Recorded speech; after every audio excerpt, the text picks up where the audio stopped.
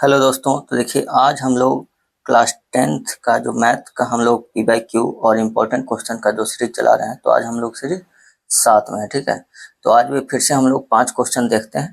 ठीक है ना। तो सबसे पहले तो आप सभी का, आपके अपने परिवार, आपके अपना चैनल एस भार्गव सर के क्लास में आप सभी का स्वागत है। तो अगर कोई नया स्टूडेंट है जो पहली बार देख रहे हैं, तो आप लोग चैनल को सब्सक्राइब करके बेल आइकन दबा लीजिएगा। ठीक है, और अगर आप लोग को वीडियो अच्छा लगता है तो वीडियो को लाइक और कमेंट लाइक कीजिए, अपने दोस्तों के साथ शेयर जरूर कीजिएगा। तो चलिए शुरू करते हैं। हमारा सबसे पहला क्वेश्चन यहाँ पे देखिए क्या है। यदि बहुपद एक्स स्क्वायर माइनस ए एक्स प्लस ए माइनस 1 का एक गुणनखंड एक्स माइनस ए है, तो ए का मान ज्ञात करें, है ना। तो देखिए इसका बहुत सा रूल होता है, ये हम लोग को बहुपद में पढ़ना है। ठीक है ना। तो बहुपद में देखिए आपको हम बताते हैं, ध्यान से पहले आप समझिएगा कि कोई भी जैसे x माइनस ए है ना, अगर x माइनस ए किसी भी बहुपद px का कोई गुणनखंड होगा कब, है ना। हमें चेक करना होगा कि x माइनस ए इस px का गुणनखंड कब होता है। गुणनखंड का मतलब क्या होता है, जो डिवाइड करता है। ठीक है, जैसे 24 का अगर गुणनखंड पूछे हमसे, तो 24 को कौन कौन डिवाइड कर रहा है, 1 कर रहा है, 2 कर रहा है, 3 कर रहा है ना, 4 है, 6 है, फिर 12 है, 8 भी है ना। 6 के बाद 8 है, फिर 12 है ना, फिर 24 खुद है।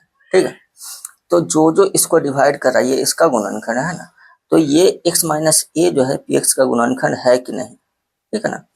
तो जब जब हम लोग गुणनखंड प्रमेय नहीं पढ़ते हैं तो उसको क्या करते हैं, x माइनस ए से जो px हमारा होता है उसमें भाग देते हैं, है कि नहीं। अगर शेषफल 0 आ जाता है तो कहते हैं कि गुणनखंड है, अन्यथा नहीं। ठीक है, अब क्या इसमें हम इतना पूरा डिवाइड करके चेक करेंगे, नहीं।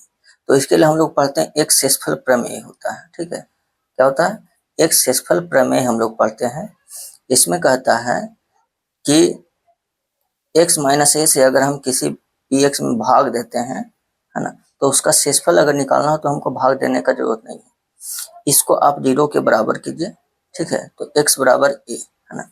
तो पी ए का जो वैल्यू आता है ना, x का वैल्यू निकालिए और उसी वैल्यू पे उस बहुपद का वैल्यू निकालिए, तो उसका जो वैल्यू आएगा वही होता है उसका शेषफल। ठीक है, तो यहाँ पर हम सीधा चेक करते हैं कि शेषफल अगर 0 है तो फिर गुणनखंड होगा, अन्यथा नहीं। अब यहाँ पर देखिए क्वेश्चन में पहले कह दिया है कि एक गुणनखंड x माइनस ए।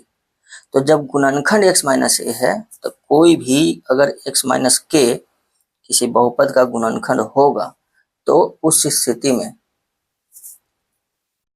x माइनस ए अगर px का गुणनखंड होगा, तो उस स्थिति में x बराबर यहाँ पे क्या आएगा के, तो p के का जो वैल्यू होगा वो क्या हो जाएगा, 0 होगा। ठीक है, तो इस बात को आप ध्यान रखिएगा, है ना। तो चलिए इसी पे हम लोग चलते हैं, यहाँ पे लिखते हैं इसको। ठीक है, देखिए तो यहाँ पे हमारा जो बहुपद है एक्स स्क्वायर माइनस ए एक्स प्लस ए माइनस 1 का एक गुणनखंड एक्स माइनस ए है, तो ए का मान ज्ञात करना है। तो यहाँ पे इस बहुपद को हम लोग पी एक्स मान लेंगे, है ना। माना कि पी एक्स, ठीक है, बहुपद पी एक्स बराबर क्या हो गया, एक्स स्क्वायर माइनस ए एक्स प्लस ए माइनस 1, है ना। अब यहाँ लिख रहे हैं कि चूंकि ये गुणनखंड है, ठीक है, चूंकि एक्स माइनस ए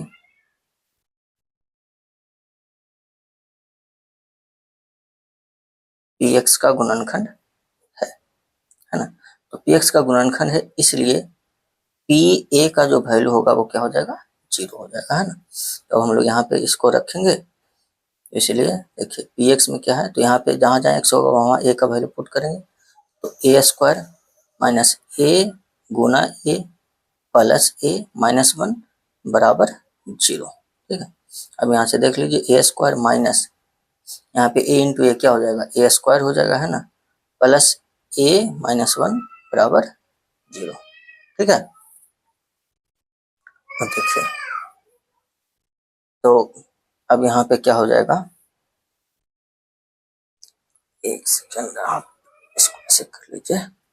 ठीक है, तो अब यहाँ पे देखिए क्या हो जाएगा, ए स्क्वायर माइनस ए, यहाँ पर ए स्क्वायर हो जाएगा कैंसिल। यहाँ पे क्या बचा, ए माइनस 1 इक्वल टू 0। तो यहाँ से ए का वैल्यू आ गया कितना, होगा, है ना। तो इस तरह से अब जब भी हमको इस तरह का प्रश्न आएगा, ठीक है, कि कोई बहुपद होगा, उसका गुणनखंड दिया होगा, है ना, वहाँ पर a का मान निकालना है, तो गुणनखंड होगा यानी कि उसमें x का जो वैल्यू होगा उस वैल्यू पे उस बहुपद का मान क्या होगा, 0 हो जाएगा, ठीक है ना। तो इस तरह से हम लोग a का मान निकालेंगे, ठीक है। तो आप इसको नोट करना चाहें तो नोट कर सकते हैं, है ना। और फिर हम लोग बढ़ते हैं सेकंड नंबर क्वेश्चन में। देखिए दोस्तों, दूसरा नंबर क्वेश्चन अभी हम लोग यहाँ पे है, क्या है कि यदि बहुपद पी एक्स बराबर x square plus x plus 1 का शून्यांक अल्फा तथा बीटा है ना, तो alpha square plus beta square का मान ज्ञात करें, ठीक है। तो इसमें हमें शून्यांक दिया गया है अल्फा और बीटा, है ना, अल्फा स्क्वायर और बीटा स्क्वायर का मान ज्ञात करना है। तो इसके लिए कुछ नहीं करना है, आपको अल्फा और बीटा जो शून्यांक होते हैं उसका संबंध जो होता है उसे हम लोग निकालेंगे, है ना। तो देखिए यहाँ पर सबसे पहले क्या निकालेंगे, शून्यांकों का योग, ठीक है।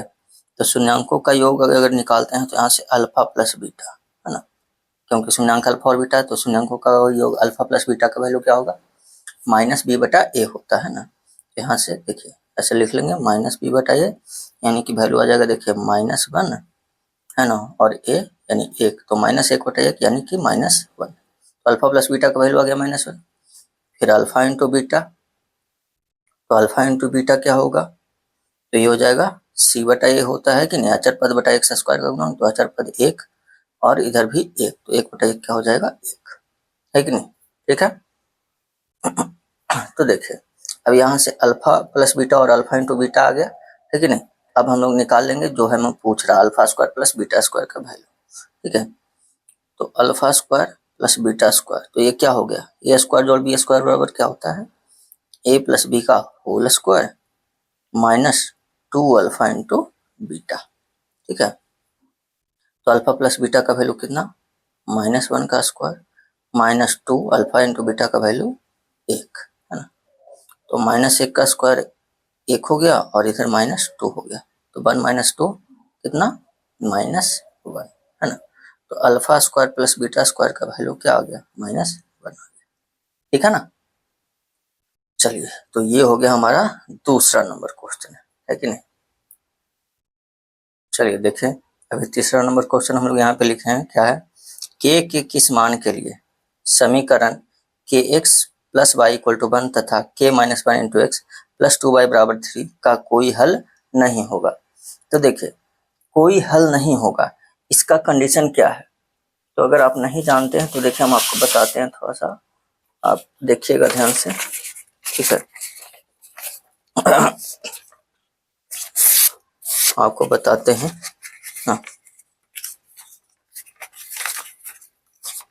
एक सेकेंड बस रुक जाइएगा आप। कोई दो समीकरण दिया होगा, रैखिक समीकरण योग, है ना, तो उसमें कब जो है हल होगा, है ना, कब हल नहीं होगा, ठीक है। तो देखिए आप पहले समझिए यहाँ पर है कि जब दो गो समीकरण होता है a1x, ठीक है, b1y plus c1 equal to 0, है, या इक्वल टू c1 कह दीजिए, a2x plus b2y plus c2 equal to 0, जब दो गो रैखिक समीकरण होगा तो इसमें अद्वितीय हल होता है जब a1/a2 is not equal to b1/b2, ठीक है। तो इसमें क्या होगा, अद्वितीय हल होगा, यानी कि केवल एक हल होगा, ठीक है। और जब a1/a2 equal to b1/b2 equal to c1/c2, तो इसमें जो होता है रेखाएं संपाती होती है, तो संपाती होगा तो वो अनंत हल होगा, ठीक है। और जब a1/a2 equal to b1/b2 is not equal to c1/c2 होगा, तो इस स्थिति में क्या होगा, इसमें इसका एक भी हल नहीं होगा, एक भी हल नहीं होगा, है ना।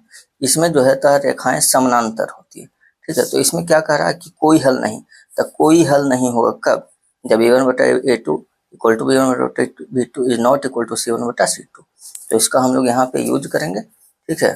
तो देखिएगा यहाँ पर हम लोग ये जो समीकरण है, तो यहाँ पर हम लोग लिखेंगे कि चूंकि, है ना, क्योंकि समीकरण युग्म का कोई हल नहीं है ना, क्योंकि समीकरण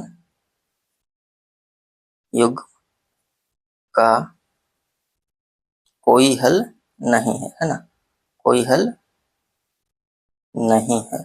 तो कोई हल नहीं है, इसलिए a1 बटा a2 इक्वल टू b1 बटा b2 is not equal to c1 बटा c2। ठीक है, यहाँ से अगर हम लोग लिखते हैं तो a1 बटा a2, तो यहाँ पे क्या हो जाएगा, देखिए a1 में k, a2 यहाँ पर क्या है k माइनस 1 है ना, b1, तो b1 यहाँ पे बाई का गुणांक 1 और यहाँ b2 कितना है 2। ठीक है, तो इसका हमको तीसरा लेने की जरूरत नहीं है, इसी से हमारा काम हो जाएगा। ठीक है, तो अब यहाँ पर हो जाएगा कितना, इधर आ जाएगा तो 2k, इधर आ गया तो k माइनस 1 है ना, यहाँ से हो जाएगा 2k, k इधर आएगा minus k equal to minus 1 है ना, तो कितना हो गया, तो ये हो गया हमारा 2k माइनस k यानी k इक्वल टू माइनस 1 है ना, तो यहाँ पर k का वैल्यू कितना आ गया, माइनस 1 आ गया। ठीक है, तो इस तरह से हम लोग निकालेंगे, तो इसको याद रखेंगे, ये वाला जो 3 गो है कि नहीं, अद्वितीय हल होने के लिए a1 बटे a2 is not equal to b1 बटा b2 है कि नहीं, अनंत हल होगा जब तीनों बराबर होंगे। ठीक है, और एक भी हल नहीं होगा जब a1 बटा a2 इक्वल टू b1 बटा b2 is not equal to c1 बटा c2। ठीक है, इसको याद रखिएगा, तो बहुत सारे ऐसे ऑब्जेक्टिव भी बनते हैं है ना, और 2 नंबर वाले भी क्वेश्चन इस तरह से आते हैं। ठीक है, तो चलिए इसको याद रखिएगा। ठीक है ना, चलिए अब हम लोग बढ़ते हैं नेक्स्ट क्वेश्चन की ओर। चलिए देखिए दोस्तों, ये जो है हमारा क्वेश्चन नंबर 4 जो है, इसमें रैखिक समीकरण युग्म दिया गया है और इसको हमें क्या करना है, प्रतिस्थापन विधि से हल करना है। ठीक है, तो प्रतिस्थापन विधि क्या होता है आप लोग जानते होंगे है ना, इसमें से किसी भी एक समीकरण से x या y का मान निकाल के दूसरे समीकरण में हम लोग रखते हैं। ठीक है, तो यहाँ पर हम लोग इसी को मान लेते हैं। ठीक है, ये समीकरण 1 हो गया है ना, और ये समीकरण 2 हो गया, इसी को हम लोग मान लिया है ना। तो अब हम लोग यहाँ पे किसी भी एक समीकरण से x का मान या y का मान निकाल के दूसरे समीकरण में रख देंगे है ना। ठीक है, तो चलिए हम लोग समीकरण 1 से ही निकाल लेते हैं। ठीक है, समीकरण 1 से, तो 1 में क्या है, 8x प्लस 5y बराबर 9 है ना। यहाँ पर हम लोग x का मान निकालेंगे, तो यहाँ से देखिए ना क्या हो जाएगा, 5y बराबर, अच्छा y का मान भी निकाल सकते हैं, कोई दिक्कत नहीं है। ठीक है, अगर y का मान निकालना चाहते हैं तो 5y बराबर 9 माइनस 8x हो जाएगा है ना, तो यहाँ से y बराबर कितना आ जाएगा, 9 माइनस 8x बटा 5 है ना। अब ये y का मान आ गया, अब y का मान हम लोग रख देंगे किस में, समीकरण 2 में। ठीक है, हम लोग यहाँ पे लिखेंगे, यहाँ पे y का मान समीकरण 2 में रखने पर। ठीक है, तो अगर समीकरण 2 में रखते हैं तो क्या हो जाएगा, 3x प्लस 2, y का मान देखिए 9 माइनस 8x बटा 5 है ना, बराबर क्या हो गया 4। ठीक है ना, चलिए अब इसको बस आप हल कर लीजिए, तो इधर आ जाएगा, तो 5 या 15x प्लस 2 नमा 18, 2 8 16x बराबर 5 इधर चल गया, 5 चौका 20। ठीक है ना, चलिए अब आप देख लीजिए, तो 18 हो गया है ना, तो 15 और माइनस 16, 15x माइनस 16x बराबर 20, इधर आ गया माइनस 18, यहाँ क्या बच गया, माइनस x बराबर 2 है ना, यानी कि x बराबर कितना आ गया, तो माइनस 2 है ना, x का वैल्यू कितना आ गया, माइनस 2। x का मान यहाँ से y का निकालेंगे है ना, इसलिए y बराबर 9 माइनस 8, x का वैल्यू आ गया माइनस 2 बटा 5, तो 9 8 तो नहीं 16 बटा 5, 16 9 25 बटा 5 है ना, यानी कि x का वैल्यू माइनस 2 और y का वैल्यू कितना आया 5 है ना, तो यहाँ पे हम लोग लिख लेंगे, अतः x बराबर माइनस 2, y बराबर 5। ठीक है। चलिए अब हम लोग पढ़ते हैं नेक्स्ट क्वेश्चन यानी क्वेश्चन नंबर 5वां की ओर। ठीक है, आप इसको चाहें तो नोट कर लीजिएगा, ठीक है ना। चलिए तो ये हो गया आपका नेक्स्ट क्वेश्चन। देखिए दोस्तों, तो 5वां नंबर क्वेश्चन जो है इसमें भी एक प्रतिस्थापन वाला ही क्वेश्चन है ना। इसको प्रतिस्थापन विधि से हल करना है। तो देखिए करते हैं हम लोग, यहाँ पे समीकरण दिया गया उसको हम लोग समीकरण 1 और 2 मान लिया है ना। तो यहाँ पर हम लोग क्या करेंगे, किसी भी एक समीकरण से हम लोग x या y का मान निकालेंगे, ठीक है। तो आप 1 से या 2 से किसी भी मान निकाल लीजिए, है ना। तो चलिए हम लोग इस बार 2 से निकालते हैं, ठीक है।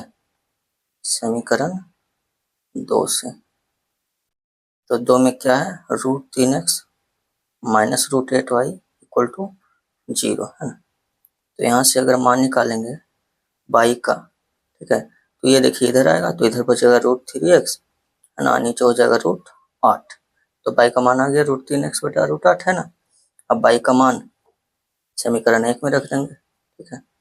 y का मान समीकरण 1 में रखने पर, ठीक है, समीकरण 1 में रखेंगे तो एक क्या है देखिए, √2x प्लस √3, y का मान यहाँ से रखेंगे √3x बटा √8 बराबर 0, ठीक है ना। तो अब आप यहाँ से देखिएगा, तो देखिए √3 इधर आएगा, क्या हो जाएगा √16, है ना। √16x प्लस यहाँ √3 इंटू √3 3x हो जाएगा बराबर इधर √8 इधर आ गया 0, है ना। तो अगर आप यहाँ से देखिएगा तो √3 का वैल्यू 4, सॉरी √16 तो 4x, है ना, प्लस 3x बराबर 0, यानी कि 7x बराबर 0। यहाँ से x बराबर क्या आ गया, 0 आ गया, है ना। और जब x 0 आ गया इसलिए y बराबर निकालेंगे तो √3 इंटू एक्स का वैल्यू 0 बटा √8, तो y भी 0 है ना। अतः x का मान भी 0 और y का मान भी 0 है कि नहीं। तो इस तरह से हम लोग प्रतिस्थापन विधि से इसी तरह से हल करते हैं। प्रतिस्थापन विधि का मतलब क्या है, दो समीकरण में से किसी भी एक समीकरण से x या y दोनों में से किसी एक का वैल्यू निकालेंगे, है ना। समीकरण 1 से अगर y का वैल्यू निकालते हैं तो समीकरण 2 में y का वैल्यू रख देंगे, है ना। x का मान निकालते हैं तो x का मान, है ना, 1 से निकालेंगे तो 2 में रखेंगे, 2 से निकालेंगे तो 1 में रखेंगे, ठीक है। तो किसी भी दो समीकरण से एक से हम x या y का मान निकाल के दूसरे में रख देते हैं और उसके बाद हम लोग हल कर लेते हैं, ठीक है। तो चलिए, यदि आप लोग को समझ में आया है, वीडियो अच्छा लगा तो प्लीज़ वीडियो को लाइक कीजिए, अपने दोस्तों के साथ शेयर कर दीजिए, है ना। और यदि आप चैनल पर नए हैं तो चैनल को सब्सक्राइब करके बेल आइकन दबा लीजिए, ठीक है।